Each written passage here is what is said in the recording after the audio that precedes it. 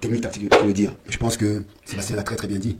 On a manqué vraiment de coach parce que quand tu regardes cette équipe, quand tu regardes la qualité des joueurs que nous avons, quand tu regardes l'équipe qui a joué, l'équipe qui a terminé le match pour des questions, c'est vrai qu'avec un garçon comme Choupo, quand tu vois un garçon comme Choupo, qui en fait à ce moment, qui marque des buts, et qu'il n'entre même pas dans un match comme après, je te pose la question de savoir, est-ce que c'est possible, quand tu prends tactiquement l'équipe qui a terminé, et que tu changes un garçon comme Brian Domo, tu fais entrer un garçon comme Magri sur le côté, on se pose la question, est-ce que c'est assez sélectionneur qu'on aime les joueurs qui utilisent? Parce que tu me sors un garçon comme Memo qui est sur le côté, tu me fais entrer un garçon comme Magri, qui n'a rien à voir avec un joueur de côté. Il y a un problème. Au-delà même de ça, il faut que les joueurs soient responsables à un moment. Voilà, il faut que les gens plus conscience. Non, il faut que les joueurs soient responsables à un moment. Nous, je fais partie d'une génération où quand ça allait penser au sélectionneur de côté, non pas sur la main. Nous, on a fait ça. On a fait ça au Burkina Faso, on a fait ça au Nigeria. On a fait ça à M. Pierre Lechantre. Quand il faisait une équipe de 11, c'était pas une bonne équipe. On allait le voir dans la chambre du taille, on disait, coach, monsieur, cette équipe, on pense que ça serait mieux comme ça. Et ils nous écoutaient. Donc il n'y a pas de raison que maintenant, c'est vrai que ce qui nous revient, c'est que voilà, ils ont les mains libres, les joueurs font ce qu'ils veulent, et laissent Magus faire ce qu'il veut. Donc, comment on peut comprendre qu'on fait un match quand tu les Swatini, ici, là, on gagne. Comme Sébastien a dit, au lieu de prendre le vol et aller se mettre directement dans les conditions du match à Braya, on laisse les joueurs quartier libre. Avec tout ce qu'on sait, avec tout ce que nous avons, nous, actuellement, les vidéos et tout, à l'hôtel, au Hilton, c'est qu'ils font. Les gens qui entrent, les gens qui sortent. Je viens d'une génération où on respectait l'équipe nationale comme moi. On respectait les Lions. Quand on était en stage, même nos familles, on les recevait en bas au lobby. On discutait après, on était toujours concentrés. Cette jeune génération, il y a certains leaders, certains garçons qui estiment qu'ils sont des leaders, qui sortent de l'hôtel à des heures tardives, ils partent au quartier, ils reviennent quand ils veulent, ils sont libres de faire ce qu'ils veulent. C'est pour ça justement qu'ils peuvent se permettre de laisser Magus faire ce qu'ils veulent, ils peuvent se permettre d'accepter que le ministère des Sports, ces agrégés font n'importe quoi. Et comme je l'ai dit, c'est des agrégés en amateurisme. Ils ne connaissent rien du football. C'est des agrégés en détournement des fonds publics. Tout ce qui les intéresse, c'est l'argent. Prenez-la. Regardez le championnat camerounais, vous jamais les voir, ils viennent pas. Ils viennent pas. La Coupe du Cameroun va se jouer. Ça les intéresse pas. La Coupe du Cameroun. Ils cherchent même pas à savoir si ça se joue pas. Mais quand ils sont pas des lions, vous le voyez, ils viennent dans le costume à défendre dessous, ils commencent à donner des leçons à tout le monde. Moi je dis à nos footballeurs, chaque génération marque son époque.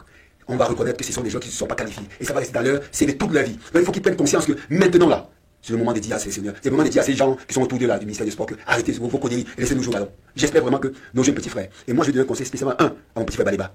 Parce que ce qu'on entend, ce que tu fais, petit frère, c'est pas bien. J'espère que son papa écoute cette émission. Que son papa va petit réseau à cet enfant. Parce que c'est un enfant sur qui on compte. Il ne faut pas qu'il commence à marcher à certaines personnes qui vont l'induire en erreur. Et c'est pas ça actuellement. C'est pour ça qu'on voit ses performances à ce moment. Ou certes, il y a le transfert de Manchester qui ne sait pas faire, et ça peut jouer mentalement et moralement sur sa carrière. Mais il faudrait qu'il comprenne une chose. L'équipe nationale du Cameroun, qui continue comme il a commencé au départ. Il vient, il s'entraîne, il travaille, il joue. Il ne faudrait pas qu'il commence à marcher à certaines personnes qui vont l'induire en erreur. Parce que c'est ce que j'ai appris. Ce qui s'est passé sur l'étoile. Au dernier stage, franchement, j'espère vraiment que tu vas pas le répéter.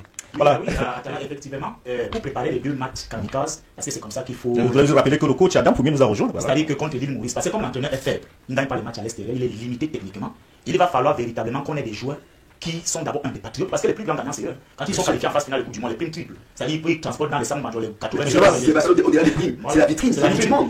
Parce que ce sont les premiers bénéficiaires. Le grand avantage avec l'élargissement de 7 à 7 la Coupe du Monde avec 48 pays, c'est que c'est 20 millions de dollars pour tous les pays, les 48 pays qualifiés. Et on va commencer à partir des 16e de finale. Une victoire est payante, un match nul c'est payé. Donc imaginez-vous s'ils jouent une demi-finale. Comme il a parlé des victimes, beaucoup d'entre eux là ne sont plus sûrs d'être là en 2030. Et plus ou moins, la Coupe du Monde vous permet de signer des très bons contrats. Vous testez les romans. Donc c'est eux d'abord les plus concernés. Et je pense que ceux qui sont dans la dernière, qui en ont marre de certains cadres qui étaient après au téléphone à longueur de journée pour négocier les contrats, qui sont entrés dans la logique de quoi qu'ils vont financer les gens pour prendre la Fédération camerounaise de football. Il est donc question de les interpeller, de dire que nous voulons jouer. Notre problème c'est de se qualifier. Si vous avez des humeurs, si vous avez des anatomes couchés avec les gens, attendez de régler ça hors dernier. Et que Pabou Ntoumou prenne les responsabilités. Et en plus, en ce qui concerne l'hébergement, la Fédération camerounaise de football doit prendre ses responsabilités, que le complexe Mundi ou le centre d'élection de la Confédération africaine. Donc il faut un cadre, ça dit que bien sécurisé, ou bien que les joueurs et les encadrés, le staff technique. Parce qu'on ne peut pas se bloquer, mais nous ne le pas. Il faut dire les choses telles qu'elles sont. Beaucoup de ces joueurs ont des passeurs qui c'est-à-dire quoi, des gens qui sont comme les 10, comme on joue on dit au quartier. C'est-à-dire qu'ils ne peuvent pas se permettre dans leur corps, ils viennent le faire en sélection. Tout ça pourquoi? Parce que nous sommes dans quelqu'un au Congo, l'entraîneur qui est arrivé dans une mafia où on vous dit qu'il gagne 60 000 euros, 40 millions de francs CFA le mois, mais l'argent des matchs FIFA et vous dit qu'il n'en reçoit que 25. Allez donc savoir où les 25 autres millions vont.